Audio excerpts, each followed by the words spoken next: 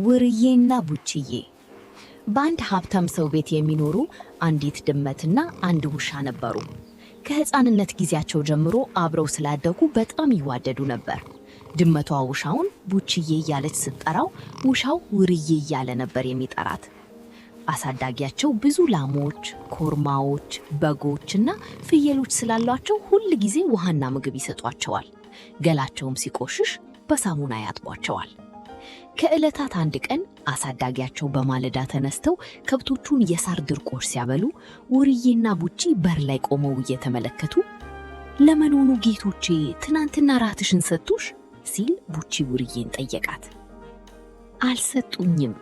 ይሰጡኛል ብዬ እግራቸውን እየታከኩና እየላስኩ ሚያው ሚያው ብል እንኳ ዝም አሉኝ።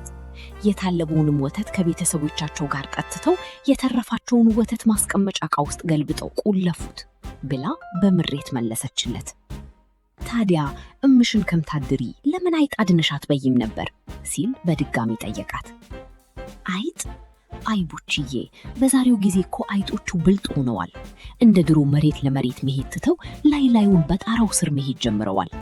ለኛ እንደ ሰማይ አርቆ የተሰቀለው ቋንጣ ለአይጦቹ ቅርብ ስለሆነ በገመዱ ላይ እንደልባቸው ከወዲያ ወዲህ እየተረማመዱ ጥርቅም አድርገው ይበሉባቸዋል።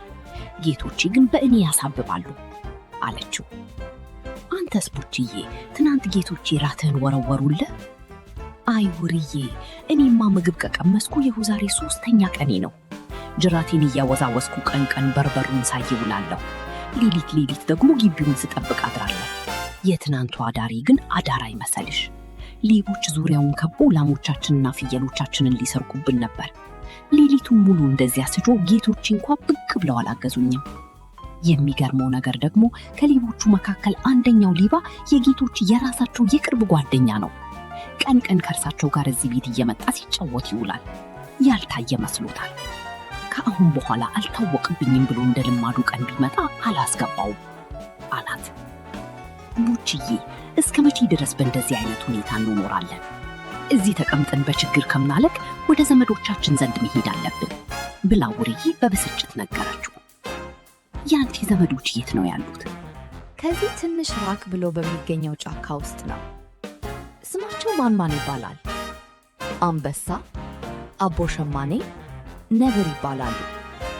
ነብር የአባቴ ታላቅ ወንድም ሲሆን ለኔ አጎቴ ነው። አንተስ ዘመዶች በቅርብ የሉህም?"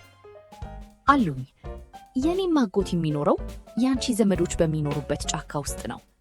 ስሙም ጅብ ይባላል። የአካባቢው ልጆች አያጅቦ ይሉታል። ሌሊት ሌሊት ሊጠይቀኝ እዚህ ድረስ ይመጣል" ሲል መለሰላት። "አይ ቡችዬ፣ ይልቅስ ሞኝ አትሁን። ጌቶች የሚንከባከቡት የራሳቸውን ልጆች፣ የሚለቧቸውን ላሞችና ቢሸጧቸው ዋጋ የሚያወጡላቸውን ኮርማዎች እንጂ እኛን የቤት ውስጥ አገልጋዮቻቸውን አይደለም። ስለዚህ ዘመዶቻችን ወዳሉበት ስፍራ መሄድ አለብን። ተነስ ተነስ" ብላ መከረችው። ቡቺ በምክሯ ተስማምቶ ከእርሷ ጋር ጉዞውን ቀጠሉ። ቀኑን ሙሉ ሲጓዙ ውለው አመሻሹ ላይ ዘመዶቻቸው ከሚገኙበት ጫካ ደረሱ። ጫካው ጥቅጥቅ ያለ በመሆኑ ውርዬና ቡቺ ወደ ውስጥ ለመግባት ፈሩ። "ቡችዬ፣ አንተ ታላቅ ስለሆንክ ቀድመህ ግባ፣ እኔ ከኋላ እከተልሃለሁ" አለች ሙርዬ።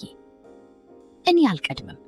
ጠላት ቢመጣብን እንኳ ከኔ ይልቅ አንቺ ቀድመሽ ዛፍ ላይ ወጥተሽ ስለምታመልጪ አንቺ ቅደሚ" አላት ቡችዬ። ውርዬም በቡቺ ሐሳብ ተስማምታ ቀደም ቀደም እያለች ወደፊት ስትሄድ ቡችዬ ተከትሏት ጉዟቸውን ቀጠሉ። ትንሽ እንደተጓዙ አንዲት ከቡችዬ ከፍ የምትል ባለ ትላልቅ ጆሮዎች እንስሳ ከፊት ለፊታቸው መጣች።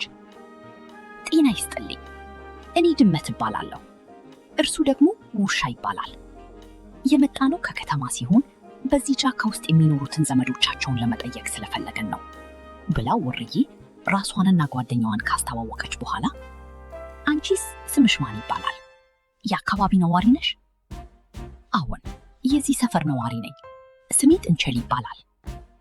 "የዚህ አካባቢ ነዋሪ ከሆንሽ ጅብና ነብርን አታውቂያቸውም?" ብሎ ቡችዬ በተራው ጠየቃት። "አውቃቸዋለሁ። በሰፈሩ የተከበሩና የተፈሩ ናቸው። እነርሱን የማያውቅ ያለ አይመስለኝም። ጅብን አያጅቦ እያልን ስንጠራው፣ ነብርን ደግሞ አያ ነብር እያልን ነው እንጠራው። ትናንትና ሌሊት አያጅቡ አንደኛዋን ልጄን በልቶብኛል። ዛሬ ረፋዱ ላይ ደግሞ አያ ነብር ሁለተኛዋን ልጄን በላብኝ። አሁን ደግሞ እኔን ሊበሉኝ ሲሉ አምልጬ ነው የመጣሁት። ስለዚህ እናንተንም ወደ መጣችሁበት ብትመለሱ ይሻላችኋል ብላ ጥንቸል መከረቻቸው። እኛ ዘመዶቻቸው ስለሆነ ምንም ነገር አያደርጉብንም አለ ቡችዬ። ሞኞች አትሁኑ። አያጅብና አያነብር የራሳቸውንም ልጆች የሚበሉ ጨካኝ አራዊቶች ሆነዋል። ስለዚህ እናንተንም ይበሏቸዋል ብላ በድጋሚ መከረቻቸው። አሳዳጊዎቻችን ከፍተኛ በደል ስላደረሱብን ተመልሰን አንሄድም። እዚህ ዘመዶቻችን የሚያደርጉብንን በትዕግስት እንቀበላለን ብላ ውርዬ በምሬት ተናገረች። አሳዳጊሽ ምን አይነት በደል ቢያደርስብሽ ነው እንደዚህ ምርር ብለሽ የምትናገሪው? ብላ ጥንቸል ሙርዬን ጠየቀቻት። ስጋና ወተት አይሰጡኝም። አንተስ ምን በደል ደርሶብሃል? እኔንም ምግብ ከልክለውኛል። ሌሊትና ቀን ግቢውን ስለምጠብቅ ስራ ይበዛብኛል። በተጨማሪ ግቢውን አቆሸሽክሉኛል ብሎ ቡችዬ መለሰላት። አንቺንስ አሳዳጊዎችሽ ግቢውን አቆሸሸሽ አላሉሽም? ብላ ጥንቸል ውርዬን ጠየቀቻት። እኔ እንኳ በዚህ አልታማም። እንዲያውም የራሴን ቆሻሻ ይቅርና የአሳዳጊዎቼን ቆሻሻ እኔ ነኝ ቆፍሬ የምቀብርላቸው አለቻት። ይህ የምትነግሩኝ ሁሉ በቂ ምክንያት ስላልሆነ ቤታችሁን ትታችሁ መምጣታችሁ በጣም ያሳዝናል። ወደዚህ ስፍራ መታችሁ ህይወታችሁን ከምታጡ እዚያው ከጌቶቻችሁ ጋር ተቻችላችሁ ብትኖሩ ይሻላችኋል። ባይሆን እኔ ከጌቶች እግር ላይ ወድቄ አስታርቃችኋለሁ። አስታራቂ እንግዳ ስለሆንኩኝ እሺ እንደሚሉኝ እርግጠኛ ነኝ። ስለዚህ ኑ ተመለሱ ብላ መክራ መለሰቻቸው። ከዚያም ጥንቸል ለነቦቺ በገባችው ቃል መሰረት ወደ ከተማ ጉዟቸውን ጀመሩ። ሌሊቱን ሙሉ ተጉዘው ሊነጋጋ ሲል ከጌቶች ግቢ ሲደርሱ ጌቶች እንደ ወትሮ በማለዳ ተነስተው ላሞቻቸውን እያለቡ ነበር። እንደምን አደሩ ጌቶች አለች ጥንቸል ጎንበስ ብላ። እንደምን አደረሽ የሩቅ አገር እንግዳ፣ ዛሬ ቤቴ ድረስ እንዴት መጣሽ? አሉ ጌቶች የወተት ማለቢያቸውን አስቀምጠው። ጌቶች እኔ የመጣሁት ውሻና ድመት እርሱኡ ዘንድ ሽምግልና ልከውኝ ነው ብላ እግራቸው ላይ ወድቃና ድምጿን አለስልሳ ሁለቱ የደረሰባቸውን ችግር መናገር ስትጀምር፣ አንቺ ግን እንዴት ተፈርሽ መጣሽ? በይ ተነሺና ንገሪኝ። ለማስታረቅና ለማስማማት የሚመጣው ሁሉ መከበር አለበት አሏት። አመሰግናለሁ። እኔም ይህንኑ ስላወቅኩ ነው ያለ ፍርሃት የመጣሁት ብላ ጥንቸል ትላልቅ ጆሮዎቿን ከወዲያ ወዲህ እያረገበች ውርዬና ቡቼ የነገሯትን ሁሉ ነገራቸው።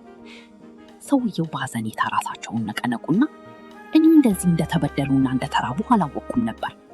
በጣም አዝናለሁ። ከዛሬ ጀምሮ ለመላው ቤተሰብ ይነገርላቸዋል። እዚህ ሁሉም እየሰራ መኖር እንዳለበት እያወቀ ነውና እነርሱም በርተው ይስሩ። አንቺንም እናመሰግናለን።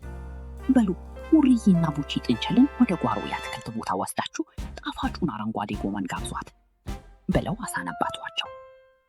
ውርዬና ቡቼ በጣም ተደስተውና ሁለቱም አመስግነው ጥንቸልን ወደ ጓሮ ወስደው በሚገባ ጋብዟት። ከዚህ ተረት ምን ተማራችሁ? ጓደኝነት። ድመትና ውሻ ሁል ጊዜ እርስ በርሳቸው ይረዳዳሉ። ጀግንነት። ምንም እንኳን አስፈሪ ነገሮች ቢገጥሟቸውም ዓላማቸውን አላቋረጡም። ታማኝነት። ዘመዶቻቸውን ለመርዳት የቻሉትን ሁሉ ያደርጋሉ ካላችሁ በትክክል ተከታትላችኋል።